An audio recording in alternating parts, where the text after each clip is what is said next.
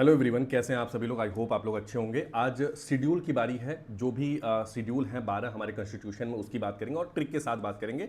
तो पहले हम लोग पूरे शेड्यूल को देख लेते हैं, उसके बाद ट्रिक के साथ याद करेंगे, तो ताकि वो आप रिलेट कर पाओगे कि कैसे याद किया जाता है। ठीक है, बहुत बेसिक सा है। दूसरी चीज, जब हमारा संविधान बना था तो टोटल 8 शेड्यूल थे। बाद में 4 अमेंडमेंट के बाद टोटल अब 12 है। तो पहले हम लोग देखते हैं सारे शेड्यूल को क्या क्या बोला जाता है। देखो, पहली अनुसूची में अगर मैं बात करूं तो राज्य और संघ शासित प्रदेशों के नाम और क्षेत्र, मतलब टेरिटरी जो है ना, उसकी बात की गई है। टेरिटरी की बात की गई है। ठीक है, हमारे एरिया की बात की गई है, जो कि 1 से लेकर के 4 अनुच्छेद तक आपको देखने को मिल जाता है, जो कि हमारे भाग 1 में, पार्ट 1 में था। मैंने कल ही आपको ये चीज इंफॉर्मेशन दी थी। दूसरे में बात करें तो वेतन भत्ता, ये सारी चीजें जो राष्ट्रपति को, राज्यपाल को, सांसद को और न्यायाधीशों को दी जाती है, वो सारे आर्टिकल्स यहाँ पे मेंशन भी हैं। वो सारी चीजें दूसरी अनुसूची में रखी गई है। मतलब आपको जो सैलरी, पैसे वैसे की बात है ना, वो किस में रखी गई है? वो बेटा रखी गई है आप लोगों की भाइयों, ये सेकेंड शेड्यूल में। थर्ड शेड्यूल, तीसरी अनुसूची की मैं बात करूं तो जो शपथ और प्रतिज्ञा लेते हैं मंत्री, संसद, सांसद और न्यायाधीश, जैसे आप जानते हो कि जब पीएम मोदी का, जब पीएम बनते हैं तो राष्ट्रपति के सामने क्या लेते हैं? राष्ट्रपति के सामने प्रतिज्ञा लेते हैं कि भाई मैं अपने विधि द्वारा स्थापित, और फलाना ठिकाना वाला, मूवी में भी देखे होंगे आप लोग और वैसे भी देखे होंगे। तो ये सारी चीजें तीसरी अनुसूची में मेंशन है। ध्यान दीजिएगा, इसमें मंत्री, सांसद, न्यायाधीशों के सॉरी चीजें मेंशन है। ठीक है, तीसरी अनुसूची की मैं अगर बात करूं तो राज्यसभा में सीटों की बात की गई। जैसे राज्यसभा की सीट है, आपको पता होगा किसी न किसी रूल के हिसाब से ही वो सीटें आपको दी गई होंगी। किसमें? State wise. जैसे यूपी में आप देखोगे 31 है, ठीक है, सबसे ज़्यादा, और कुछ जगहों पे आपको एक मिलेगा। तो वो किस बेसिस पे बांटी गई हैं, वो सारी चीज़ें चौथी, माफ कीजिएगा, यहाँ पे फोर्थ अनुसूची होगी, चौथी अनुसूची में दी गई है राज्यसभा की सीटें, जो कि अनुच्छेद 4 और अनुच्छेद 80 में मेंशन है।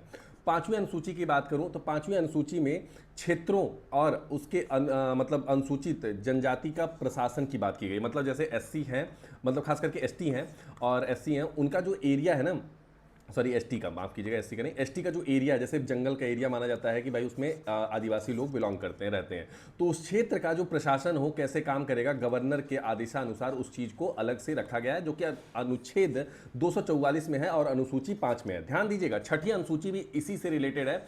बस बशर्ते ये जो जनजातियां हैं, इसका कुछ बाकी राज्यों का जो नहीं था, इसमें इंक्लूड नहीं है उन राज्यों का। जैसे कुछ स्पेशल राज्य हैं जिसमें असम आता है, मेघालय आता है, त्रिपुरा आता है और मिजोरम आता है। तो मैं इसको ऐसे बोल सकता हूं कि MAMT।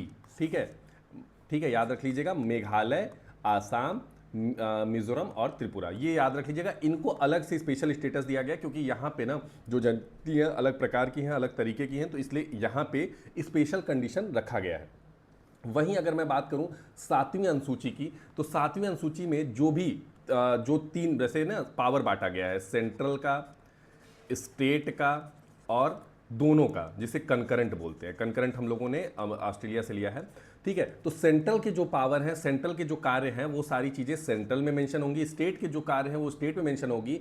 जिसपे दोनों कानून बना सकते हैं वो किस में होगा? वो होगा कंकरेंट में। लेकिन अगर उस पर सेंट्रल ने भी बना दिया, स्टेट ने भी बना दिया, तो सेंट्रल का मान्य ज्यादा होगा स्टेट के कंपेयर में। एग्जाम्पल जैसे मिलिट्री है, मिलिट्री पे किसका रूल है? मिलिट्री पे मतलब किसका हक है? मिलिट्री पे सेंट्रल गवर्नमेंट का है। वहीं अगर मैं पुलिस की बात करूं तो पुलिस किसके अंडर में आती है? तो पुलिस आती है स्टेट गवर्नमेंट के अंदर में। तो ऐसी बहुत सारी चीजें। फिर कंकरेंट की बात करूं, लेबर डिपार्टमेंट, लेबर डिपार्टमेंट आप देखोगे ना कंकरेंट लिस्ट में है, उसमें दोनों का रोल होता है। एग्रीकल्चर डिपार्टमेंट आप देखोगे स्टेट का लिस्ट होता है। ठीक है, तो ऐसे बहुत सारी, विदेश नीति जो है वो किसका है? सेंट्रल का है। तो ऐसे ही अनुसूचियां बांट दी गई हैं, अपने कार्यों को बांट दिया गया है ताकि आपस में इन फ्यूचर झगड़े ना हो। आठवीं अनुसूची की बात करूं तो भारत में 22 भाषाओं को मान्यता दी गई है। मतलब भाषाओं को जो मान्यता दी जाती है ना, वो इसमें अब उस जिस भाषा को मान्यता मिल जाती है उसको स्पेशल स्टेटस। भारत में तकरीबन 5000 से ज्यादा भाषाएं बोली जाती हैं, परंतु जो 22 भाषाएं हैं उसको हम लोगों ने मान्यता दी है कि भाई इसका स्क्रिप्ट है, इसका लैंग्वेज है, सारी चीजें। जैसे कुछ लोग बोलते हैं यार भोजपुरी का क्यों नहीं है? भोजपुरी देखो ना, स्क्रिप्ट नहीं है। ठीक है, भोजपुरी जो है ना वो स्क्रिप्ट नहीं है, उसकी कोई एक प्रॉपर ग्रामर नहीं है, जिस वजह से उसको इसमें शामिल अभी तक नहीं किया गया है। ठीक है, ग्रामर वामर सारी चीजें आ जाएंगी तो शामिल कर लिया जाएगा। 344 और से 351 तक है। अब देखो, पहला अमेंडमेंट होता है, फर्स्ट अमेंडमेंट होता है 1951 में। उसके तहत नौवीं अनुसूची आती है, जिसमें कि भूमि, जैसे क्या होता था ना, पहले एक ही आदमी के पास बहुत ज्यादा लैंड था, तो लैंड रिफॉर्म, भूमि सुधार का नियम लाया गया, जिसके तहत भूमि का डिवीजन किया गया, लोगों से निकाल निकाल के दूसरे लोगों को जमीनें दी गई। ये अनुच्छेद 101 31B में है। 10वीं अनुसूची जो कि 52वां संशोधन होता है, 52वां संशोधन होता है, उसके तहत आता है। जैसे दल बिलो, अब आप एमएलए बन गए, विधायक जी बन गए, आप बन गए मान लीजिए किसी एक पार्टी से, ठीक है, मान लीजिए आप बन गए कांग्रेस से। अब देखिए आपकी कांग्रेस सरकार तो नहीं बना पा रही है, बीजेपी बना पा रही है, तो आपने क्या किया, बीजेपी के पार्टी में भाग गए, बोले भाई मुझे मंत्रिमंडल दे देना, मैं अपनी विधायकी आपको दे दूंगा, या फिर आप मुझे 10 करोड़ रुपए दे देना। तो ऐसी चीजों पे अगर आप दल मतलब बदल रहे हैं तो उसके लिए भी एक कानून बना दिया गया जो कि 10वीं अनुसूची में रखा गया। अब बात कर लेते हैं 11वीं अनुसूची की। 11वीं अनुसूची 73वां संशोधन होता है 1992 में, उसके तहत 29 विषय पंचायत राज्यों के लाए जाते हैं। और यहाँ पे थोड़ा सा शायद साफ दिख नहीं रहा है, लेकिन मैं आपको दिखाऊंगा कि भाई 12वीं जो अनुसूची है वो नगर पालिका से रिलेटेड है, ये 74वें संशोधन से आया है। अब ये सारी चीज़ें आप देख लिए हैं, लेकिन अब इंपॉर्टेंट क्या है, ट्रिक कैसे याद रखेंगे। अब देखो सारी चीज़ें एक बार आपने देख ली, अब मैं बताता हूँ। इसका है tear of old PM, tear of मतलब आंसू है कितने पुराने पीएम के, टीयर ऑफ ओल्ड पीएम बस याद रखना। देखो टी से क्या होगा, टी से क्या होगा, टेरिटरी, आपको पता है 1 से 4 तक टेरिटरी की बात हम लोगों ने की थी। ई से क्या होगा, इमोलमेंट्स, मतलब कि क्या था भाई, पैसा वैसा देखो ना साफ साफ यहाँ पे दिया हुआ है कि वेतन पैसा, तो आपको जो पैसा अलॉट होगा उसे इमोलमेंट बोला जाता है। अब ए क्या है, एफर्मेशन ओथ, सब लोग शपथ ले रहे थे, याद है मैंने बताया था ना शपथ लेंगे, तो शपथ तीसरे में है। आर से राज्यसभा की सीट एलोकेशन की बात हो रही है। एस से क्या हो रहा है, शेड्यूल एरिया बताया जा रहा है, जो शेड्यूल एरिया है जनजातियों के लिए एरिया है उसकी बात की जा रही है।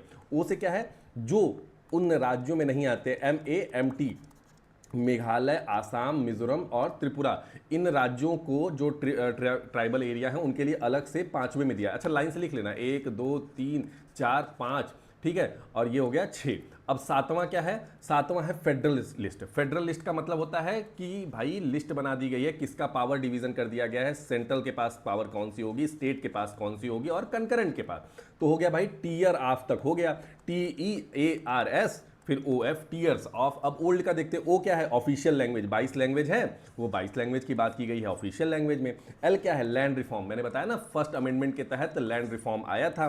फिर आता है एंटी डिफेक्शन, दल बदल कानून, दल बदल कानून, दल बदल कानून, एंटी डिफेक्शन 52वें अमेंडमेंट से 1985 में आया था ये एंटी डिफेक्शन, क्योंकि बहुत ज़्यादा लोग कानून के खिलाफ जा जा करके पार्टियां बदलने लगे थे।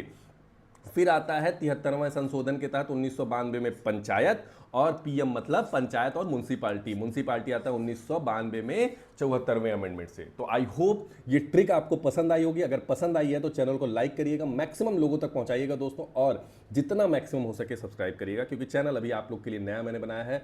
मैं पहले भी बहुत जगह पे पढ़ा चुका हूँ, बहुत ही रेपुटेटेड, मैं उस चीज़ को रिवील नहीं करूँगा। और मिलते हैं नेक्स्ट वीडियो में, तब तक के लिए धन्यवाद। जय हिंद, जय भारत।